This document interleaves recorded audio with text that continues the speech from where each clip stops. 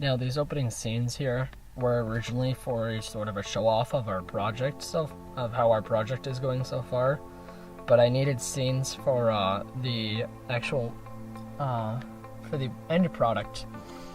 And I liked these, and so I decided to recycle them for this purpose, to show the audience where this is taking place. Oddly enough, this first scene, as simple as it is, was probably the most difficult to film, because I couldn't get Drew to fly far enough, or he flew too far, or Max would end up getting sort of stuck in the scene where he wasn't supposed to be. No problem. Hey, Urban Trooper. But you new here? I finally got it, and I was doing it up until the end, trying to get that right up until the end. The last part, I didn't work out so well because of the awkward pauses, and those were because I didn't have, I filmed before I recorded voice, whereas here, it was probably a better idea to film before voice, because this gave me a good idea on how long I needed Carter to talk, and how long it would take Drew to take his seat for Carter to start back up. What I did for this was I stepped off to the side while Carter gave his lecture, and then I walked in at the right timing, so that he would actually be interrupted mid-sentence or even mid-word, and that worked really well. And then I assumed my seat, quote-unquote. Alright, hurry up. Get to your next class. Now, unlike the first scene, or the first time they bump into each other, this was a lot easier to film, because I was working with other actors at the time, and they could run or move where I needed Drew to move. Sorry, it won't happen again. Please don't hurt me. And they even thought of damaging Drew, so I wouldn't need to use a hammer in order to make Drew fly backwards. Where the hell Funny, did he go? Drew is actually, Max is right behind the chair, the back of the chair. You just can't see him because of the camera angle. It worked out really well. I would like to get a little more, like, transition into this firefight scene from when Drew goes after Max, but recording software wasn't agreeing with me. Probably my proudest moment of this entire Machinima might just be this music, how well this music lines up with these scenes, because it fell silent when Drew fell and started back up when Max came in. And right there also worked really well, because there was like a pause in the fight, and so there was a pause in the music. I needed something upbeat for the music, and I looked through my music and I found a song called Celebrity. And that worked out well because Max is a sort of celebrity. He's unstoppable, so he's really cool like a celebrity. And that worked. Here, actually, this part was recorded in 2 sessions. I don't understand. Why do I keep running into Recorded in 2 sessions. Oi, Drew. One without Guy and one with Guy. Watching it in the lounge. Originally, Who's playing? Drew was supposed to just walk to the lounge, but I decided to have Guy, Who is he? an Easter egg Is he an actually, upperclassman? because if you Top of the top. don't recognize him from Spare Time, that's what he's from, I've got to see this. Max scores top of the charts for just about everything. and another Easter egg in this was the Sangheili in the back of the class, the alien, I call it transfer student. Why is he so good? That was funny. There's other Easter eggs in this, like at the scoreboard at the end of this here has references to Spare Time again with Kai and no, with just Kai. Oh, he's doing his victory dance. Yeah, go. And then go. the music there was actually also random. So With far I was above my going class. through music with one of my actors to try to pick out a song, and we picked that song. We were like, okay, let's try it out. Let's play it next to it, and it lined up perfectly. And I was like, okay, let's use it. This music here is a song that I love to use when I go on killing sprees in the game. Like I'm playing the game and I'm just dominating. Because I think that whoop, whoop, whoop kind of sound is like a bunny hopping. So you're like, you can't touch me. You can't touch me. So, that's the kind of emotion that I get out of this song. And it actually, when I synced it up, when I put it in a random spot, and the pauses, like the sound quiets down here, worked really, really well because they were farther apart. And then with the grenade bouncing, that worked well with the sound. And then the melee there, I like it because it happened. The music seems to drive the actions here. I wish I could get that scream to line up a little more perfectly with something rather than nothing, but that assassination there worked well. And here this gun click. I had to speed up and slow down so many things in order to get that to line up because that was the main reason I wanted to use this song for it. This part here with the time lapse, I guess you could call it, with the transition was actually an accident. I accidentally slid outside of the stadium. And I was like, oh no, I can just use that. So I did it a couple times to show like a passage of time and just like, yeah. The way it gets quieter works, but the tone, like the sound of it, doesn't really fit it. If I could change it, I would have it, I would try to get that scene longer or whatever to try to get some space for a song that fit the mood better.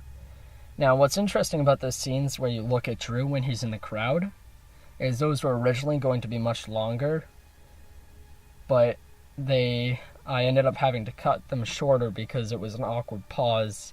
And the crane, when it craned around Drew, it kind of detracted from the focus on the fight.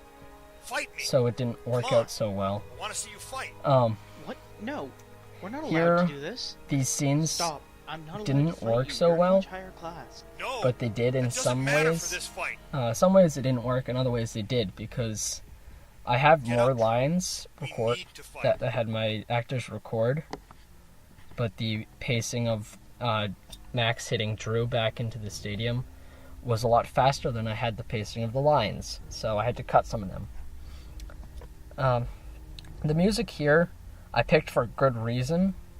The reason didn't really pan out as well as I had hoped, but since the firefight scene, I tried to get more music that focused on what was happening, not what the mood was. So then it also helped with the mood a little more. But this didn't didn't get the mood that I was going for, because it's a bit more of a suspenseful kind of sounding song. When I was looking for more like action fight sound. But there was a part of this song that went exactly as planned, or just about as planned in the final thing. In the editing process, it looked a lot better, believe it or not. And that's because of the drop in the music, or when it falls silent at one point. And it was very similar to what's happening now. The music sounds like it's moving in slow-mo, and it worked well with the film actually moving in slow-mo. Now, with Drew and Max hitting each other at the same time, it really shows how much they think alike. Now, that silence there was supposed to be moved a little bit sooner, but it didn't work out so well. Trying to find an end to that song was really tough. Now, when Nadia walks in and makes her comment, it was supposed to be a lot more, take a lot longer. But what ended up happening was one of my actors threw a grenade, so I had to wait longer for Nani to walk in, and then that caused time to pass, so the bodies despawned almost just as Nani walked up to them. So I had to cut it short. It doesn't matter who started the fight. Here, these scenes, these shots were meant for slightly different lines. But when I had my actors record the lines and I tweaked them a bit more, it worked out a lot better, very nicely, because You know how Spartans are paired with each other? some of the cuts like that, Far from it. or these, Spartan teams are chosen based on their like when she lists them off, it goes to the different characters. happened to the Spartans. Worked much better. Now, this scene was originally supposed to have a conversation between the two example Spartans, but it seemed too long, and Nani's pause in talking made it seem like you were at a different place. So I had Nani talk over that hypothetical What were situation. the results? Talk over the hypothetical situation. Now, the cone shooting here, I wish I could have made it shorter, but all of the shots were so perfectly lined up with each other because Max and Drew would shoot almost at the same time at the same cone, or take turns, like that part. And I thought it was another good example of how Max and Drew think almost identically. The music here, if I could go back, I would try to find a better song for this. I heard you attended 5 or Because the music sounds a little more suspenseful than the mood That's right. actually is, or The other schools I attended, what's happening. they never really sat is, right with me.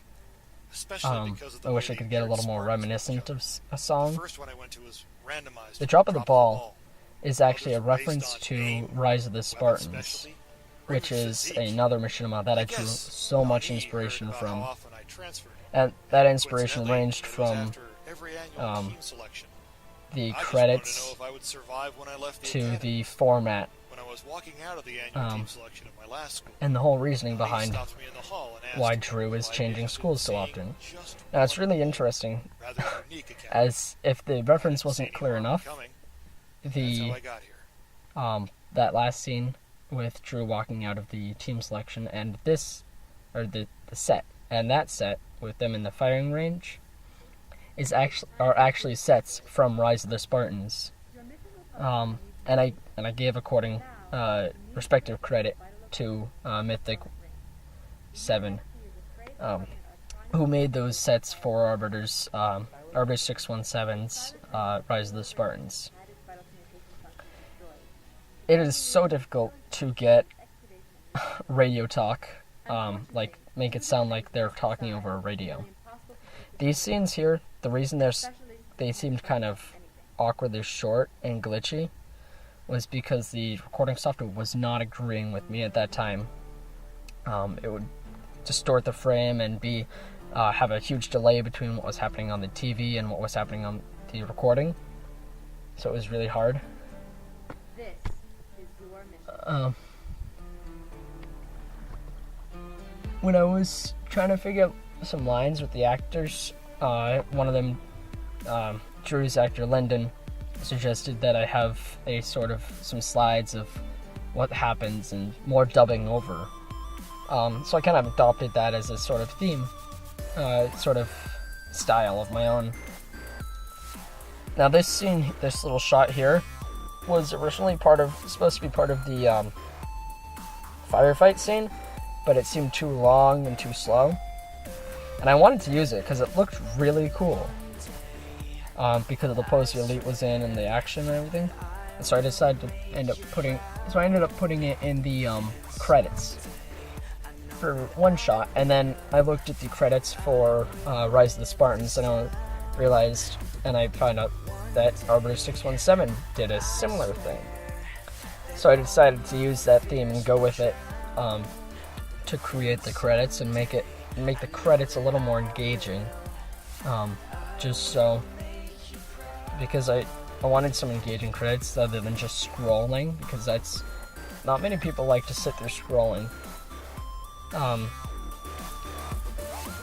But if there was something I could do about the credits, I would have something happen after the credits, like a sort of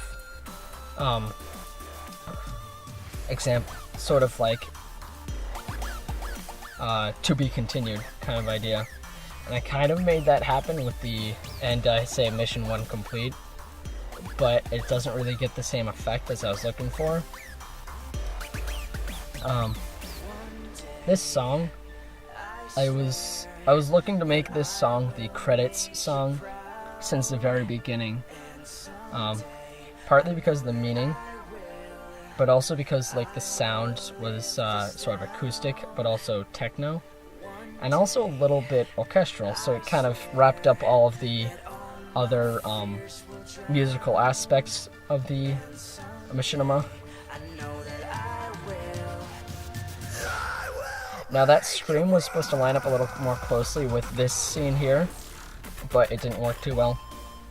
Those gamer tags at the bottom are actually the people that unknowingly were body actors, because I went on to matchmaking to get the griffball scene, because I don't have enough friends for a stage griffball match.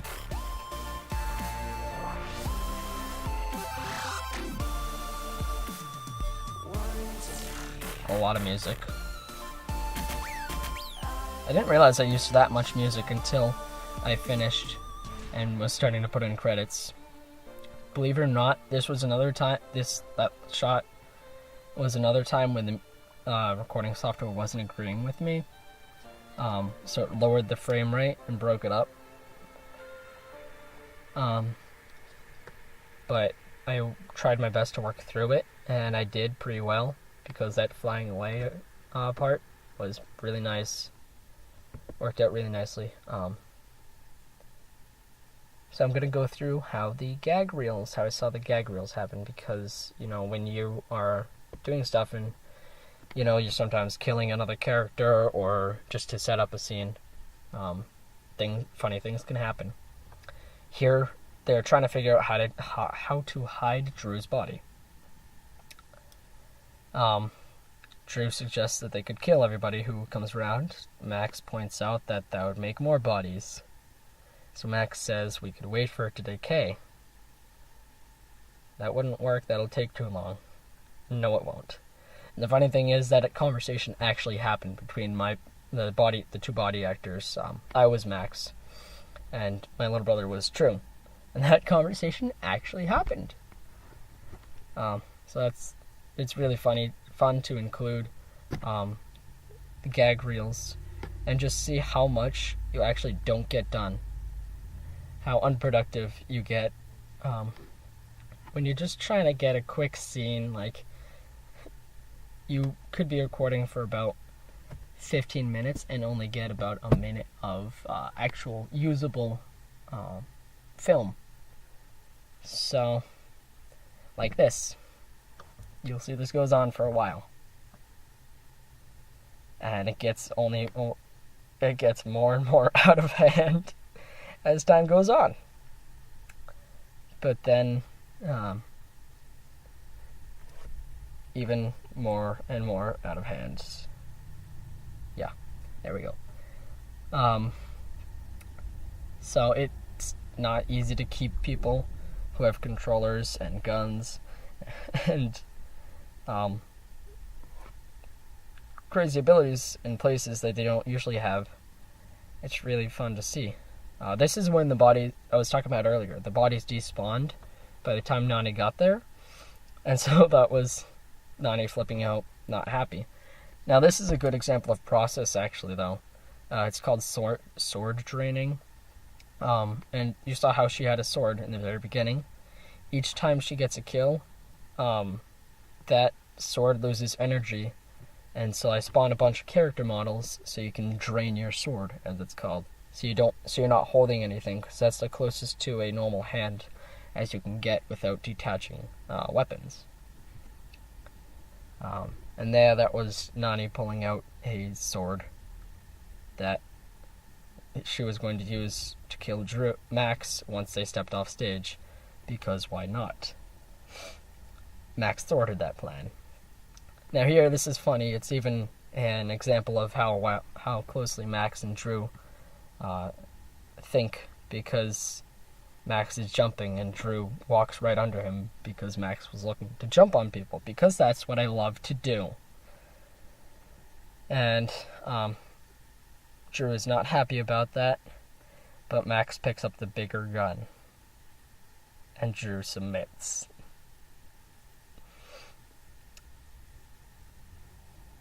And here I think this is funny. They get in the helicopter. They ask each other, well, how's it going?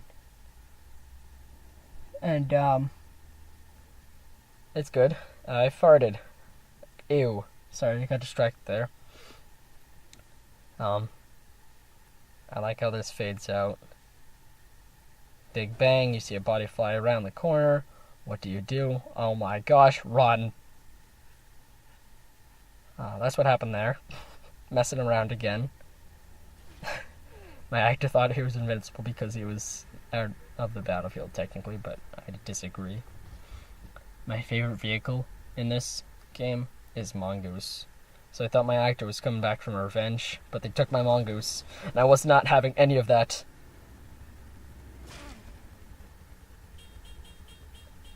I love Mongoose. Drew, you're not gonna make it. Ha! Not gonna make it. And I'd like to thank all my actors. This is how I thank them all. Thank you so much.